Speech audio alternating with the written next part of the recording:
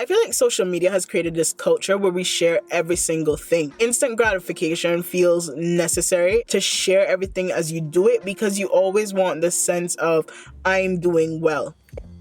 I feel like once we're experiencing something good, we automatically go to tell people, or we want to share it, we want to post it. It's more so like a rat race. Like, everybody's racing to show that they have a better lifestyle, and it's created this behavior where we're not silent about what we're doing when we're doing it. I've created boundaries, so I know who serves what purpose in my life. But again, there is a sense of boundary to every friend or to every person that I have around me, and that was something that I had to learn, that every friend serves a different purpose. Like, every friend is not for everything. There's a friend to go out with, there's a friend to confide in. When I was sharing the moves I was gonna make, when I was sharing like what video was coming next, blah blah blah, like nothing worked out. Nothing came to fruition. And I feel like when you share everything, nothing works out because you're opening your dreams and your desires to negative energy. You open it up to opinions that you don't want. People give a lot of unsolicited advice when you share your dreams, and that can affect the way that you create things. That can affect the way that you go about your dreams. Even to lose weight, bruh. I opened up and I was like, yeah, I'm gonna share my fitness journey. No, like, you put pressure on yourself. Like, I still fat. I still try and lose the weight. But let me tell you this, now that I haven't been telling people that I've been going to the gym, I haven't been broadcasting it, I don't let people know when I go, like, the pounds are slowly coming down. There's no real pressure to do it. Like, I'm doing it because I want to do it, not because, okay, well, I've posted it and now I'm so-called holding myself accountable. That's a net.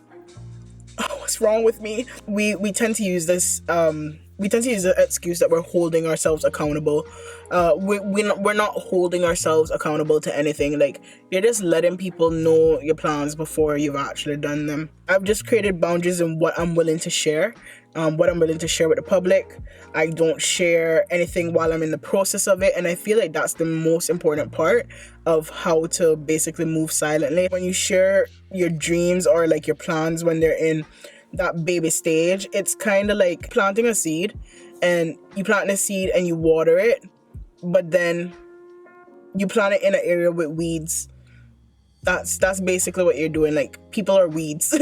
Like, people are weeds. They will suck your dreams dry if they know about them. We all want a sense of belonging. We all want to feel appreciated. We all want to be recognized. Like, humans' desires are mainly to have like a sense of worth, to feel recognized. So I feel like that's why we actually share, or sometimes we can end up oversharing. It's because we want, should I call it validation? We want to feel validated. We want to feel good. When you learn self-love, like, you don't need the likes, you don't need the comments, you don't need the shares. It just, and I feel like it radiates more when you keep things silent. I feel like it builds more interest. Like, you'd think that people would be more interested when you're actually sharing. No, people are interested when you're quiet. Like, people want to know your business. When you're silent, you actually get what you're trying to get when you're telling everybody what you're doing, or like you're stunting, or, you know. The best part about it is, I feel like the underdogs win more. Like, when you're the underdog and no one expected you to do well, it's such a better feeling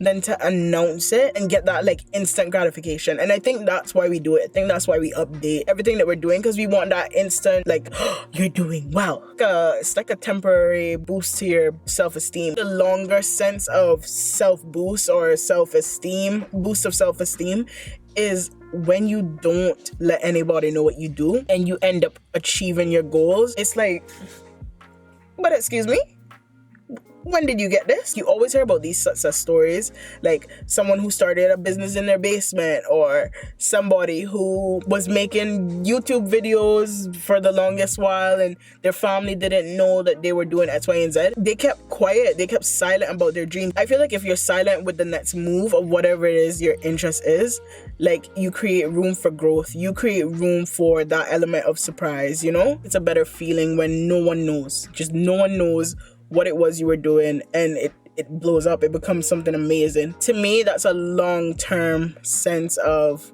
accomplishment. How to move silently, secondly, is understanding your surrounding, understanding the people around you. I feel like when you move silently, you open up a sense of self-awareness. Because I stopped posting as much, I started to realize, like, when I did post, who clapped at certain things, who didn't. I used to have this one person that every time I told her good news, she would rip it up. That girl would make me feel like that girl would make me feel like garbage. That's what we call it back home. Garbage. Garbage? Garbage. Okay? Nothing was ever good enough. Like, it was just like, I'd be like, oh, I got 60 subscribers. 60 subscribers? It made me more aware of the people around me, and then it limited what I posted. Know the people around you, start to like understand energies. And I think it comes with being self-aware, but the moment you start knowing the energies around you, you're going to automatically, like, naturally become more silent with your moves, because you'll know who you can share the news with. Like, you'll know the audience that you're speaking to. You'll know that this person never wishes me any well when I tell them about good news, or this person puts me down when I tell them about my dreams.